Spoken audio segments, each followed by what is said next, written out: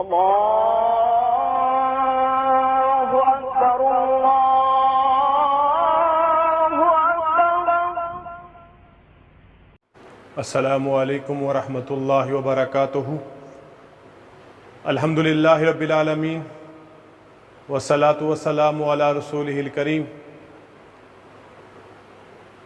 اما بعد، بسم اللہ الرحمن الرحیم. رمضان المبارک کا مہینہ بڑی تیزی کے ساتھ اپنے اختتام کی طرف بڑھ رہا ہے، اور رمضان المبارک کا تیسرا اور آخری عشرہ چل رہا ہے. ویسے پورا کا پورا رمضان ہی برکتوں والا، رحمتوں والا ہے، لیکن بطور خاص رمضان المبارک کا جو آخری عشرہ ہے وہ اپنی خصوصیات پہلے دو عشروں کے مقابلے میں زیادہ رکھتا ہے.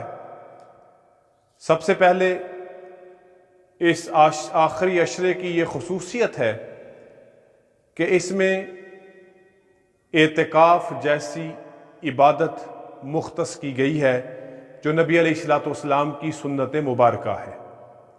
نبی علیہ الصلوۃ جب مدینہ تشریف لے گئے، رمضان المبارک کے روزے فرض ہوئے، اس کے بعد سے لے کر آپ صلی اللہ علیہ وسلم کے وصال تک آپ تمام سالوں میں رمضان المبارک کے آخری 10 دن یعنی آخری عشرے کا اعتکاف فرمایا، سوائے 1 سال کے.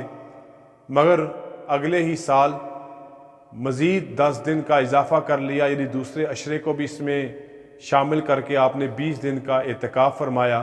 تو لہٰذا اس عشرے کی ایک اہم عبادت اور خصوصیت اعتکاف ہے، جس کے بارے میں نبی علیہ الصلوۃ نے ارشاد فرمایا، جو اعتکاف کرتا ہے اللہ تعالیٰ ایک تو اس کو گناہوں سے روک لیتے ہیں، دوسرا وہ جو عام حالات میں نیکیاں کرتا تھا اب وہ اعتکاف کی وجہ سے مسجد میں قیام پذیر ہونے کی وجہ سے نہیں کر پا رہا، لیکن تب بھی اللہ تعالیٰ اس نیکیوں کا ثواب اس کے نامہ اعمال میں لکھتے ہیں.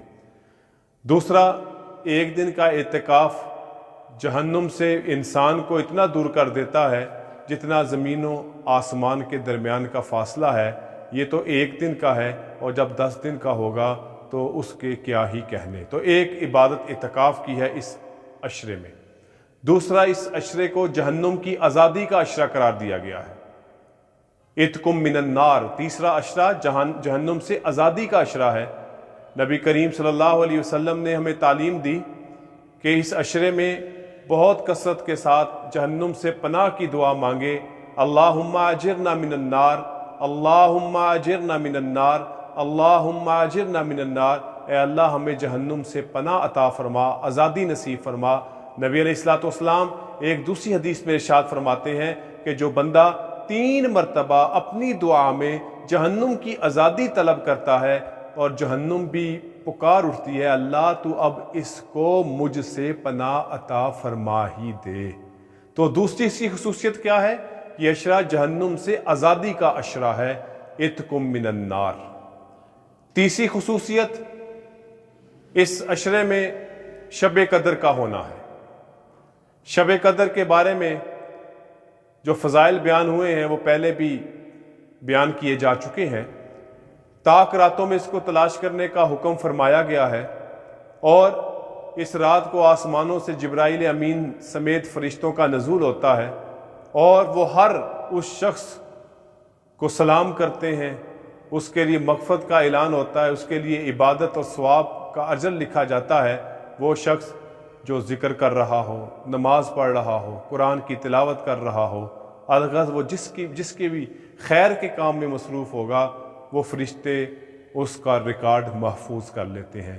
تو یہ تیسری خصوصیت ہے کہ اس میں لیلۃ القدر ہے، وہ عظمتوں والی رات ہے جس ایک رات کی عبادت کا ثواب تقریباً 83 سال سے بھی زیادہ ہے.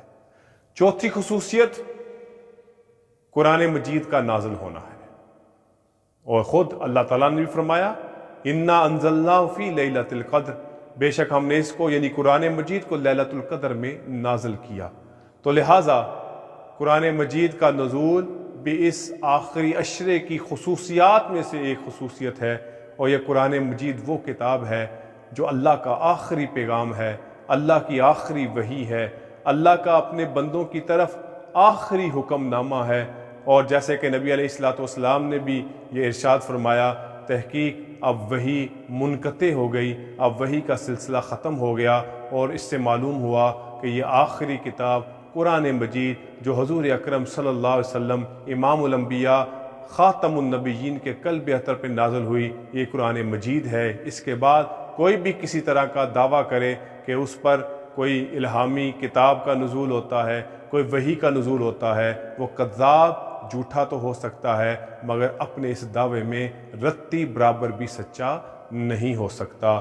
تو یہ رمضان المبارک کا آخری عشرہ ہے، بڑی تیزی سے گزر جانے والے ایام ہیں، ہم ان کی سعادتوں، ان کی گھڑیوں کی سعادتوں سے مستفید ہوئیں۔ اور یہ آخری عشرے کی خصوصیات میں نے بیان کی، جیسے کہ دوبارہ مختصر، نمبر 1 اس کی خصوصیت، یہ عشرہ اعتکاف کا عشرہ، یہ عشرہ جہنم سے آزادی کا عشرہ، یہ عشرہ لیلۃ القدر کی تلاش کا عشرہ، یہ عشرہ قرآن مجید کے نزول کا عشرہ۔ اللہ تعالی ہمیں اس آخری عشرے کی گھڑیوں کو صحیح طور پر گزارنے کی توفیق عطا فرمائے۔